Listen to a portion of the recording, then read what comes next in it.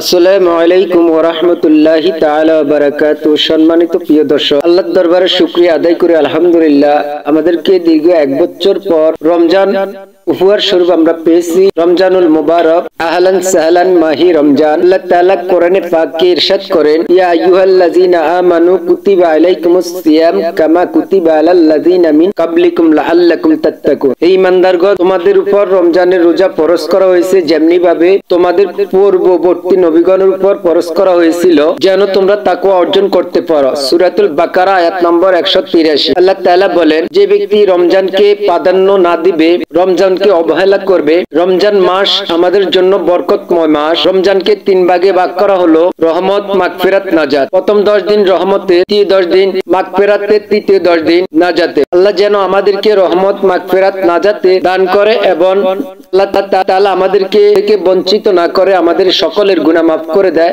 আমিন। রোজা না রাখার পরিণতি, যারা রোজা রাখে না এবং রোজা ভঙ্গ করে তাদের কঠিন কঠিন শাস্তি হবে। এবং একটি রোজা ভঙ্গ করলে 60 জন মিসকিন খাওয়াতে হয় এবং 60টি রোজা রাখতে হয়। তাও আল্লাহর দরবারে কবুল হবে কিনা জানি না। রমজানুল মুবারক, রমজান মাস আল্লাহর ফরজ। আল্লাহর ফরজ যদি আমরা আদায় না করি আমরা গুনাহগার এবং কাফের হইতে হয়। আল্লাহ তাআলা আমাদেরকে 5 ওয়াক্ত নামাজ, 30টি রোজা, 20 রাকাত তারাবি, তাসবিহ, তাহলিল, কোরআন তেলাওয়াত এই রমজান মাসে যেন আমরা করতে পারি। আল্লাহ তাআলা আমাদেরকে তৌফিক দান করুক। এবং যারা রোজা রাখে না, রোজা রাখতে চায় না, তাদেরকে আমরা আল্লাহর ভয় ভীতি দেখিয়ে দিলের মধ্যে যেন আল্লাহ তাআলা রহমত দান করে, তাদেরকে গোমরাহি থেকে, আল্লাহর গোমরাহি থেকে তাদেরকে যেন ফিরে আনে, যেন আল্লাহ তাআলা তাদেরকে হেদায়েত দান করে, আমাদেরকে হেদায়েত দান করে, আমাদের প্রতি খাস রহমত নাজিল করে। তারা যেন সম্পূর্ণভাবে 30টি রোজা রাখতে পারে এবং 5 ওয়াক্ত নামাজ পড়তে পারে, তারাবির নামাজ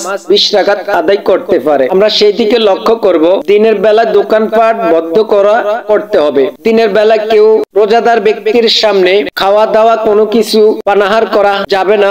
রোজাদার ব্যক্তিকে কষ্ট দেওয়া যাবে না। যারা রোজা রাখে তাদেরকে আল্লাহ অত্যন্ত মহব্বত করে এবং তাদেরকে উচ্চ মর্যাদা দান করে, আমিন। আমরা সকলে যেন আল্লাহ তাআলার দরবারে আল্লাহর আনুগত্য স্বীকার করি এবং আল্লাহর রহমত থেকে যেন আমরা বঞ্চিত না হই। আল্লাহ তাআলা যেন আমাদেরকে হেফাজত করে, আমিন।